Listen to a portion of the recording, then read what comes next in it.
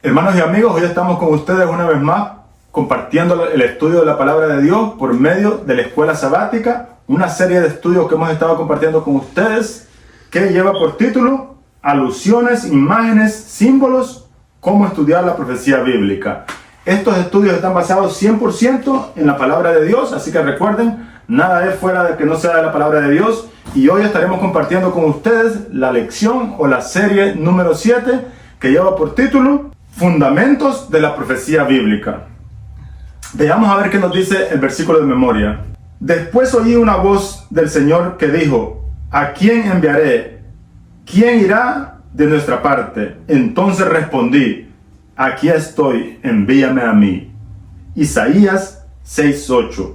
Este es un versículo que todos nosotros que estamos practicando los principios cristianos conocemos, donde Isaías entra en una visión a la profundidad del trono de Dios en el cielo y ve ahí un sinnúmero de acontecimientos, y después de que el querubín lo toca, esta es la respuesta de Isaías, que dice: aquí estoy, envíame a mí. Ojalá que esa sea la respuesta de cada uno de nosotros que somos conocedores de la palabra de Dios. Querido hermano y querido amigo, el llamado es para cada uno de nosotros, los seres humanos, a compartir el amor y el evangelio o las buenas noticias de salvación. Pasemos a ver qué nos dice la nota en el día sábado. El derecho de Dios a gobernar el universo se basa en su posición como creador de todas las cosas y también en su carácter. Al descubrir el carácter justo de Dios, comenzamos a entender cómo y por qué los seres humanos pecadores carecemos de su gloria. Es la única forma que podemos entender por qué nosotros carecemos de su gloria, cuando podemos entender el carácter de Dios, un Dios de amor, un Dios de misericordia, y un Dios que, de acuerdo al estudio de la palabra de Dios, nosotros comprendemos que es un Dios que murió por nosotros, entregándose Él mismo para salvarlos después de la tragedia de la caída del ser humano. Esta semana nos adentraremos más en la visión de la sala del trono y consideraremos cómo se relaciona la humanidad con un Dios santo.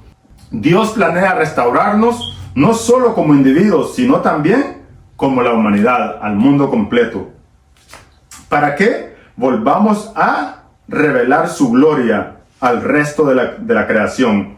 La Biblia contiene importantes pistas que ayudan a entender y aprender el elevado llamado que Dios nos ha extendido a los pecadores, perdonándonos y redimiéndonos. La rebelión humana llegará para siempre a su fin. Y más que eso, el carácter amoroso y abnegado de Dios brillará incluso con mayor intensidad que en su diseño original para la humanidad. Aunque Dios nunca quiso que la humanidad cayera, a través de la cruz ha revelado su amor de una manera extraordinaria. Pasemos a ver qué nos dice el día domingo. El día domingo lleva por título: aquí estoy, envíame a mí, haciéndole ilusión al versículo de memoria. La primera nota del domingo nos da una historia donde algunas personas reunidas en adoración a Dios compran un sótano y lo remodelan para confraternizar entre ellos mismos y para compartir el amor de Dios. Y lo primero que hacen es ponerle luces nuevas. La historia nos dice que al ponerle luces nuevas al sótano se dieron cuenta de otros defectos o algunas cosas que no se miraban con la luz vieja que tenía el sótano. Sin embargo, esta historia los trata de ilustrar el propósito y cómo la luz de Cristo puede alumbrar nuestras vidas, y cada vez que nos acercamos más a Dios podemos sentirlos más pecadores que al principio, ya que Cristo es la luz que alumbra nuestras vidas por medio de su palabra, por medio de su ley, sus 10 mandamientos, que son una muestra del amor, del carácter de Dios para protegernos y librarlos de algunos sinsabores en la vida. Sin embargo, la ley de Dios tiene un propósito de acercarlos a Cristo y mostrarlos el pecado. Así como la luz mostró los defectos de aquel sótano, que aquellas personas habían comprado para remodelarlo, para confraternizar, asimismo, esa luz que alumbró los defectos y las cosas que no se miraban con la luz vieja, asimismo, cuando tú entras a la presencia de Dios, puedes descubrir, al igual que vamos a conocer más adelante, cómo Isaías se sintió. Veamos a ver qué nos dice la pregunta. Lee Isaías 6:6 al 8.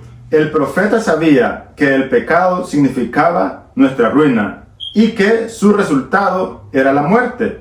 Pero en lugar de abandonarnos a las consecuencias de las transgresiones, nuestro amoroso Dios nos acerca a Él. ¿Cómo terminó ese encuentro de Isaías con Dios?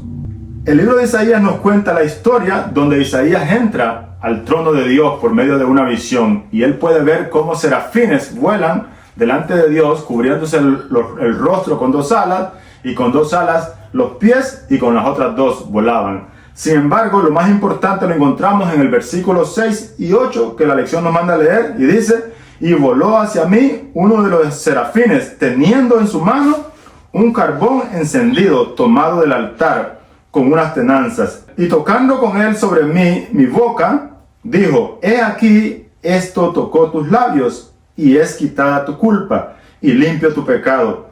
Después oí la voz del Señor que decía: ¿a quién enviaré? ¿A quién? ¿Y quién irá por nosotros? Entonces respondí: yo, heme aquí, envíame a mí, que es el título del día domingo. Un serafín toca los labios del profeta Isaías, y hasta ese momento el libro de Isaías nos cuenta en el versículo 5 que Isaías se sentía inmundo e impuro para estar delante de la presencia del Señor. Pero cuando el querubín vuela hacia el altar y toma un carbón encendido con unas tenazas y lo pone sobre sus labios, Isaías se siente libre de pecado y libre de culpa. Y el querubín le confirma: he aquí que tu culpa ha sido quitada y limpio tu pecado. Así que ese es el propósito de Dios, limpiarnos y quitar nuestra culpa. Así que por ningún momento, querido hermano y querido amigo, tú te sientas culpable por alguna razón, aunque sí, Isaías reconoció que él era pecador y que vivía en un mundo de personas de labios inmundos. Sin embargo, Cristo vino y murió por nosotros aún siendo pecadores, y podemos ser tocados con ese carbón encendido que es Cristo Jesús. Cuando nosotros somos tocados con ese carbón principal, no con el carbón que tocó a Isaías, el querubín, sino con el carbón que es Cristo Jesús, la luz mayor, podemos ser limpios de nuestros pecados y nuestra culpa es quitada, ya que en la lección pasada aprendimos de que esos sacrificios tenían un propósito y un simbolismo de presentarlos a nosotros el Evangelio y la promesa de salvación cuando Cristo murió en la cruz. Sus pecados habían sido perdonados y ahora se le consideraba apto de estar en la presencia de Dios. Pero además se le había encomendado que presentara a Dios ante el mundo. Sin embargo, la última parte nos dice: Jesús vino como la representación perfecta de la gloria de Dios Padre. Y Dios envió a un profeta, un pecador, a realizar una tarea similar a la de uno de los serafines del cielo.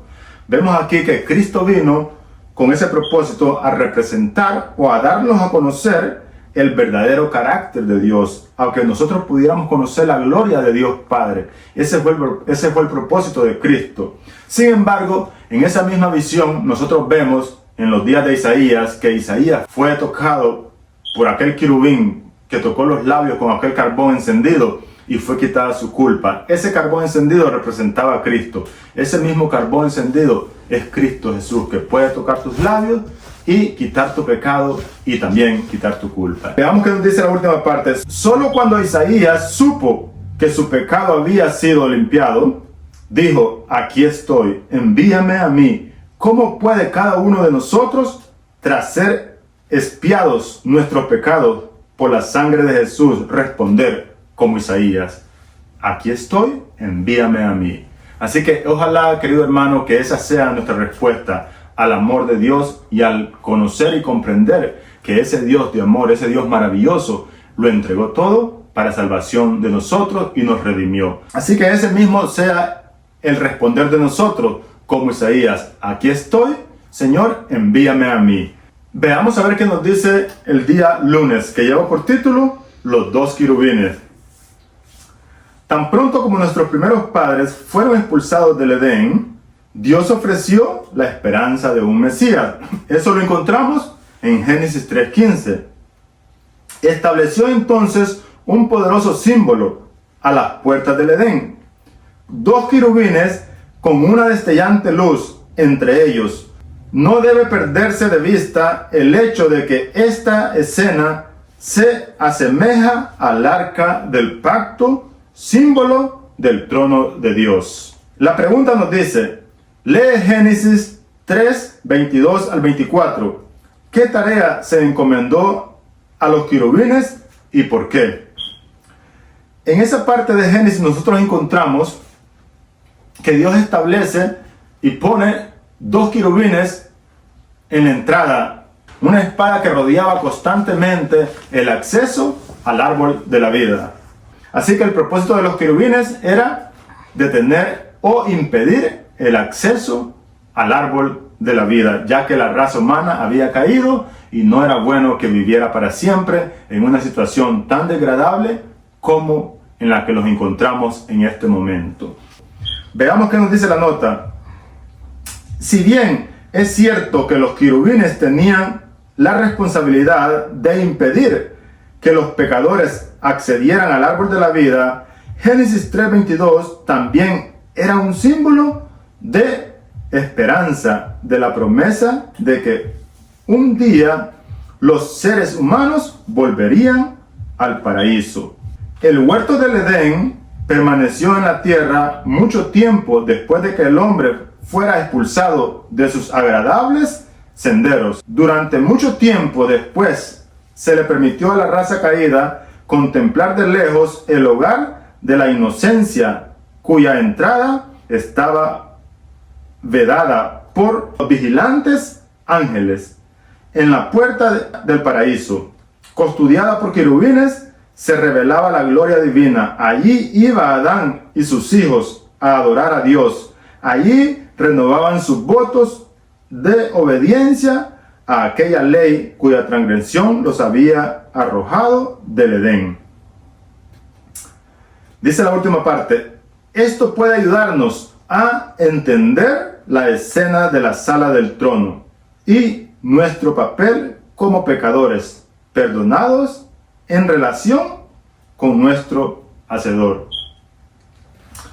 Así que, queridos hermanos, esta escena de la caída del hombre y de cómo estaba guardada o vigilada las puertas del Edén por dos querubines, impidiendo la entrada a tener acceso al árbol de la vida, esto puede ayudarlos a poder entender la escena de la sala del trono y nuestro papel como pecadores, perdonados en relación con nuestro Hacedor. Así que eso es lo que nos dice, que nos cuenta la historia de la caída y por qué razón estaban los querubines en la puerta del Edén. ¿Cuál era el propósito? El propósito era cubrir y no permitir que la raza humana caída entrara y tuviera acceso al árbol de la vida, ya que habían cometido el error de aceptar la propuesta que les dio Satanás y habían cometido pecado y estaban fuera del Edén. Así que no podían, porque ya ustedes se imaginaban el ser humano caído viviendo para siempre. Hubiera sido algo doloroso. Veamos a ver qué nos dice el día martes, que lleva por título Como carbones encendidos.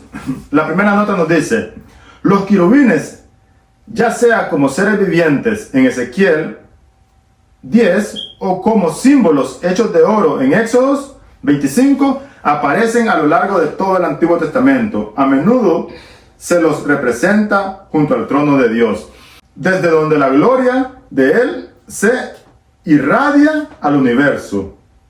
Los querubines también están bordados en la cortina que está delante del lugar santísimo. En el libro de Salmos, el poder supremo de Dios sobre la creación es representado poéticamente mediante la imagen de querubines que transportan al Dios en el aire. Dios ordenó que el arca del pacto estuviera coronada por 2 querubines de oro macizo, con sus alas extendidas hacia adelante y uno frente al otro. Eso lo encontramos en Éxodo 25, 18 y 20. La pregunta nos dice, lee Ezequiel capítulo 1, versículo 4 al 14. ¿Qué similitud ves entre este pasaje y las escenas representadas en Isaías capítulo 6, versículo 1 al 6 y Apocalipsis 4, 1 al 11? ¿Qué similitud vemos en estos pasajes? Si nosotros vamos al libro de Ezequiel, vamos a poder ver que en la visión aparecen estos profetas delante del trono de Dios. Esa es la primera similitud. La otra similitud que nosotros encontramos, que aparecen seres vivientes, que más adelante, en el capítulo 10 en Ezequiel, se le llaman querubines, pero aquí aparecen como seres vivientes. También aparecen en el libro de Isaías querubines o serafines que aparecen volando. Dice, con 2 alas vuelan, con 2 alas se cubren los pies y con otros la cara, y siempre están diciendo, santo, santo, santo. Y es cuando recibe la visión Isaías, que es donde nosotros encontramos que él contesta, después de que fue quitada su culpa y perdonado su pecado, envíame a mí, heme aquí, envíame a mí. Así que también en Apocalipsis nosotros encontramos que también en esa misma visión aparecen 4 seres vivientes con diferentes aspectos. Las 3 escenas son delante del trono de Dios y aparecen serafines y seres vivientes con diferentes aspectos, como cara de león, cara de águila y cara de becerro o de buey y cara de hombre. Aparecen estos 4 seres vivientes que tienen diferentes aspectos, como lo mencionamos, representados por símbolos, o así lo presenta el Apocalipsis, ¿sí? Con un sinnúmero de cualidades que representan el poder y el gobierno de Dios, como que tienen 7 ojos, como que tienen 4 caras, los 4 tienen las 4 caras de águila, de becerro, de león, y también tienen cara de hombre. Tienen las 4 caras. En Ezequiel aparecen con las 4 caras cada uno de ellos. Las misteriosas criaturas de 4 caras no son nombradas específicamente en la descripción inicial de Ezequiel, pero más tarde, en otra escena de la sala del trono de Ezequiel 10, se les llama querubines. También encontramos en la escena de los carbones encendidos de la visión de Isaías acerca de los serafines. Los rostros de estos son iguales a los de los seres vivientes mencionados en la visión de Juan. Así que esto lo encontramos. Ahora, para concluir, veamos la última parte del día martes, en letras rojas. Santo, santo, santo es el Señor, Dios Todopoderoso. Apocalipsis 4:8. ¿Cómo te ves en comparación en la santidad de que Ezequiel es testigo aquí? ¿Qué te dice tu respuesta acerca de tu necesidad del Evangelio?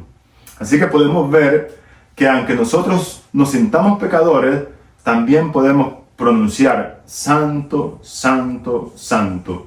Sin embargo, así como Isaías fue tocado por aquel carbón y ese carbón quitó su culpa y también limpió su pecado, asimismo Dios puede limpiar tu pecado. Así que no te detengas en alabar y adorar a Dios pronunciando la santidad y su amor y su bondad del Dios Todopoderoso, Creador y Hacedor de todas las cosas. Veamos a ver qué nos dice el día miércoles, que lleva por título Dios entre su pueblo. La primera nota nos dice: en el desierto, la presencia de Dios en la nube guiaba a su pueblo durante su viaje a la tierra prometida y hacía que se detuvieran en el lugar indicado por él y levantaran allí el tabernáculo, alrededor del cual las tribus acampaban, distribuyéndose a razón de 3 por cada lado. Dios descendía entonces y se instalaba en el lugar santísimo, en medio de su pueblo. El escritor nos cuenta la historia de cómo Dios guiaba al pueblo de Israel por medio del desierto y cómo lo guiaba, deteniéndolo en el lugar indicado que él quería. Y ahí tenía que establecerse el pueblo, y ahí establecían el campamento, el tabernáculo, y alrededor del tabernáculo, a los 4 lados, 3 tribus a cada lado, que eran 12 tribus. Sin embargo, la pregunta nos dice, había una tribu principal en cada uno de los 4 lados del tabernáculo. Según Números 2, ¿cuáles eran las 4 tribus principales? Veamos a ver qué nos dice Números 2:3, donde aparece la tribu de Judá como una tribu principal que se establecía al este del tabernáculo, que estaba representada por su bandera y su símbolo, que era un león. Luego pasemos a ver la segunda tribu principal, que la encontramos en Números 2:10, que es la tribu de Rubén, y estaba representada por su bandera y por su símbolo, que era la cara de un hombre con cara de humano, y estaba ubicada al sur del tabernáculo.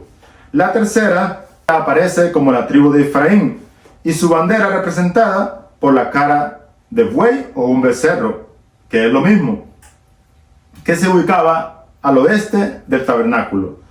Y la cuarta, que aparece en Números capítulo 2, versículo 25, que es la tribu de Dan, y su bandera y su símbolo, que es la águila, y se ubicaba al norte del tabernáculo. Así que eso es lo que nos cuenta las 4 tribus principales, que son Judá, Rubén, Efraín y Dan. Eran las 4 tribus que representaban a cada una de las 3 que se ubicaba a los 4 lados del tabernáculo. De modo que las 4 criaturas vivientes descritas por el profeta Ezequiel estaban representadas en estos 4 estandares. Veamos a ver qué nos dice la nota en la última parte. Las descripciones del campamento de Israel y de la Nueva Jerusalén subrayan un hecho crucial. Dios pretende acercar a la humanidad a su trono. Apocalipsis nos enseña que su templo es el Señor, Dios Todopoderoso y el Cordero. Así que eso lo encontramos en Apocalipsis 21-22, donde Dios expresa que en la Nueva Jerusalén, así como en Israel, estaban el tabernáculo en medio de las tribus, o en medio de todo Israel, ahí descendía la presencia de Dios en el lugar santísimo del tabernáculo. Asimismo, dice que en la Nueva Jerusalén, dice Apocalipsis que en la Nueva Jerusalén, Dios mismo será el templo. No habrá templo porque Dios mismo será el templo. Ese Dios todopoderoso, ese Dios de amor, será nuestro templo. Y ahí adoraremos con Él, ya que esa es la figura de la ubicación del santuario y las tribus alrededor del santuario. Era una representación de que Dios desea estar siempre al centro de sus criaturas, al centro principalmente de la raza humana caída. Dios anhela y ha prometido que la capital del cielo o el santuario del cielo va a ser en la tierra, y ahí Dios habitará con nosotros para siempre, y todas las otras criaturas van a venir aquí a la tierra, donde va a ser la sede celestial. Esa es la promesa. Vamos a ver qué nos dice la última parte en letras rojas. Aunque ciertamente no estamos en el campamento de Israel, ¿cómo podemos acercarnos a la presencia de Dios? ¿De qué manera podemos acercarnos a la presencia de Dios? Bueno, querido hermano y querido amigo, podemos empezar estudiando la Biblia, y también buscando una iglesia para poder adorar a Dios. Y si puedes encontrar una iglesia que tenga estas 2 características, sería mucho mejor. Que tenga la fe en Jesús y que también tenga los 10 mandamientos. No solo que los tenga, sino que los ponga en alto. Veamos a ver qué nos dice la última parte en letras rojas. Aunque ciertamente no estamos en el campamento de Israel, ¿cómo podemos acercarnos a la presencia de Dios? Bueno, mi querido amigo y mi querido hermano, de la única manera que podemos acercarlos a la presencia de Dios es conociendo sus promesas, conociendo la promesa de salvación que le hizo a nuestros primeros padres en el Edén, donde Él prometió que un día vendría la descendencia de la mujer y aplastaría a la serpiente y la derrotaría, que es representando a Satanás, y Cristo representando la descendencia de la mujer, que fue la derrota de Satanás en la cruz. Así que podemos empezar leyendo la palabra de Dios todos los días y orando, y también pidiéndole a Dios que nos permita conocer más y más de su gran amor y de su misericordia. Dios quiere salvarte, querido hermano. Veamos a ver qué nos dice el día jueves, que lleva por título La caída de Lucifer. La primera nota nos dice: resulta difícil entender que Lucifer ocupaba una vez el puesto de querubín protector, una posición exaltada junto al trono de Dios. Seguramente su existencia habría ayudado a revelar la gloria de Dios al universo. En lugar de eso, comenzó a anhelar la gloria de Dios para él mismo, no para su creador. Para ser más precisos, empezó a imaginar que no se le estaba dando la consideración que él merecía. Así que esa fue la caída de Lucifer, donde él se empezó a enaltecer y lo llevó a la rebelión en contra de su creador, al anhelar la gloria que Dios recibía de todas las criaturas y toda la creación que Dios tenía. Sin embargo, Lucifer no podía recibir la gloria ni la adoración porque es un ser creado, un Dios que depende de Dios, creador y hacedor de todas las cosas y dador de la vida. La pregunta nos dice, lee Ezequiel 28:11 al 17 e Isaías 14:12 al 14. ¿Qué provocó la caída de Lucifer? Compara estos pasajes con Apocalipsis 14:1 al 12. ¿Cómo influye el contraste entre la caída de Lucifer y la elevada posición de la humanidad en Cristo en tu comprensión de lo que ocurre en Apocalipsis 14? La elevada posición de la humanidad en Cristo. Vamos a ver qué nos dice la palabra de Dios. El libro de Ezequiel nos cuenta de que Dios manda un mensaje al pueblo de Israel cuando Israel estaba pasando por alguna situación difícil, que había sido capturado a la esclavitud a Babilonia. Ahí Ezequiel recibe la visión y hace una semejanza, una alusión al rey de Tiro, comparándolo a la caída de Lucifer. Veamos a ver qué nos dice Ezequiel 28:11 al 17. Vino a mí palabra de Jehová diciendo: Hijo de hombre, levanta endecha sobre el rey de Tiro, y dile: así ha dicho Jehová el Señor, tú eras el sello de la perfección, lleno de sabiduría y acabada hermosura. En el Edén del huerto de Dios estuviste, de toda piedra preciosa era tu vestidura.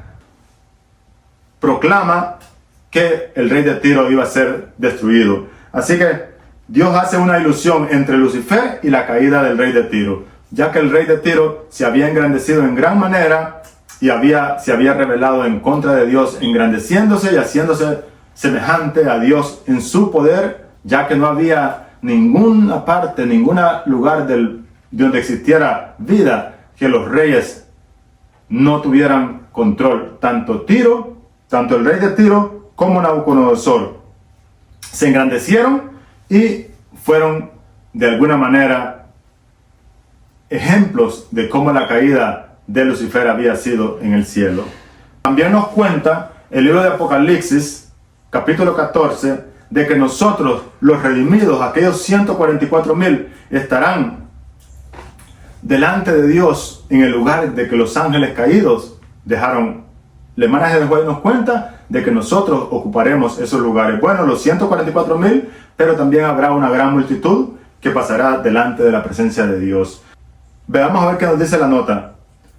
Observa cómo Lucifer fue expulsado del monte santo, mientras que los redimidos están en el monte de Sión con el Cordero de Dios. Se dice que Lucifer estuvo en el Edén, la humanidad también estuvo ahí una vez, pero en contraste con el destino de Satanás, ella está siendo restaurada por medio de Cristo para volver al paraíso. Y eso lo encontramos en el libro de Apocalipsis, capítulo 22, 1 y 3. Vamos a ver qué nos dice la nota. Veamos a ver qué nos sigue diciendo la nota. En este contexto, la siguiente cita de Elena G. de White es muy instructiva. Las vacantes que se produjeron en el cielo por la caída de Satanás y sus ángeles serán llenadas por los redimidos del Señor. Y esto lo encontramos en la verdad acerca de los ángeles, página 53. Vamos a ver qué nos dice la nota más adelante, en la parte de abajo. Observa también cómo refleja el lenguaje ahí usado el mensaje del primer ángel, en el que se nos llama a predicar el evangelio eterno a los que habitan en la tierra, a toda nación, tribu y lengua y pueblo, que es Apocalipsis 14:6. Qué poderosa presentación de lo que Cristo ha hecho por el mundo. No hay a un solo ser humano en la historia de la tierra por quien Cristo no haya muerto. Los seres humanos solo necesitan conocerlo y aceptarlo. Es todo lo que los seres humanos necesitamos, conocerlo y aceptarlo. ¿Y cómo lo podemos conocer? Por medio de la santa palabra de Dios, por medio de la oración. Todos nosotros tenemos un acceso directo por la oración, donde nos podemos comunicar con Dios. Y podemos estudiar la santa palabra, donde nos cuenta la historia de la redención. Desde la caída del ser humano, Dios le prometió a nuestros primeros padres que un día Cristo vendría a salvarlos y a redimirlos. Y esa promesa ya se cumplió. Así que, querido hermano y querido amigo, que nada ni nadie te pueda hacer sentir culpable o pecador, ya que así como Isaías se le fue quitada su culpa y perdonado su pecado, así mismo a ti, esa luz mayor, no la luz del carbón encendido de Isaías, sino la luz de Cristo, ese carbón encendido que tiene el poder para limpiarte, tocar tus labios, quitar tu culpa y perdonar tu pecado. Veamos qué nos dice la última parte. ¿Cuál es nuestro papel como iglesia y como individuos en la tarea de dar a conocer a las personas lo que Cristo ha hecho por ellas?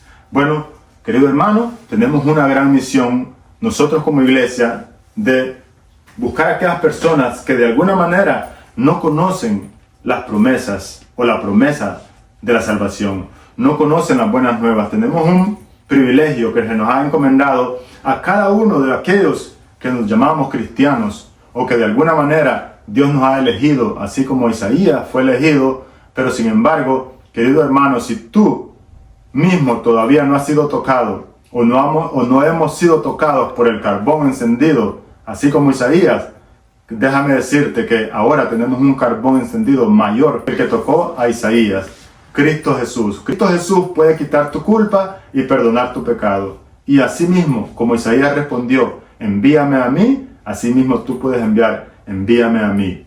Así que tenemos una misión que debemos cumplir, que es predicar el evangelio conforme al mensaje del primer ángel que dice: a toda nación, tribu y lengua, el evangelio eterno dado a nuestros primeros padres en el Edén, antes de que fueran expulsados.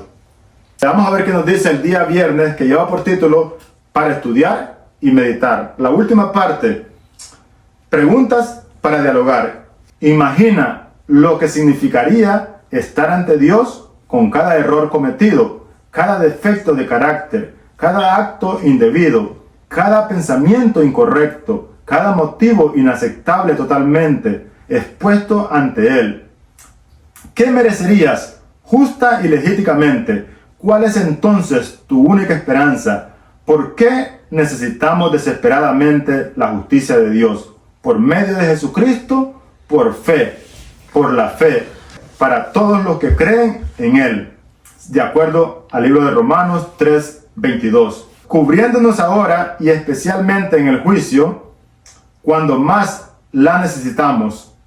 O lo podemos imaginar nosotros estar delante de Dios sin merecerlo, sin tener ningún derecho, pero por aquella fe, por aquella sangre que fue derramada en lugar de nosotros en la cruz del Calvario, y nosotros estar delante del trono de Dios. Piensa que solamente sería por la fe en Cristo Jesús. Así que Dios nos ayude a poder aceptar ese regalo, ese mensaje, esas buenas noticias que nos da el Evangelio de Dios. Vamos a ver qué nos dice la última parte. Juan el Bautista, como hemos visto, desempeñó el papel de un serafín, una lámpara ardiente y brillante. Fue, por supuesto, el precursor de Cristo y quien anunció la primera aparición del Mesías. ¿De qué manera el pueblo de Dios de los últimos días desempeña un papel profético similar al de Juan. Así como Juan fue una luz brillante, ardiente, para aquellos tiempos antes de que Jesús viniera por primera vez, nosotros también, al igual que Juan, estamos llamados a ser una luz ardiente, donde nosotros podamos alumbrar a otras personas, no para condenarlas, no para hacerlas sentir mal, sino que podamos presentarles el Evangelio, las buenas noticias de que Cristo murió, de que aún con nuestros pecados, con nuestros defectos de carácter, hay perdón. Cristo puede limpiarlos, Cristo puede perdonarlos y podemos alcanzar misericordia, no por nuestras propias obras, sino porque Cristo ya murió por nosotros. Solo tenemos que aceptar esa muerte de Cristo en nuestro lugar. Así que, querido hermano y querido amigo, Dios te bendiga. Espero que este mensaje sea de bendición para salvación y bendición para nuestras almas.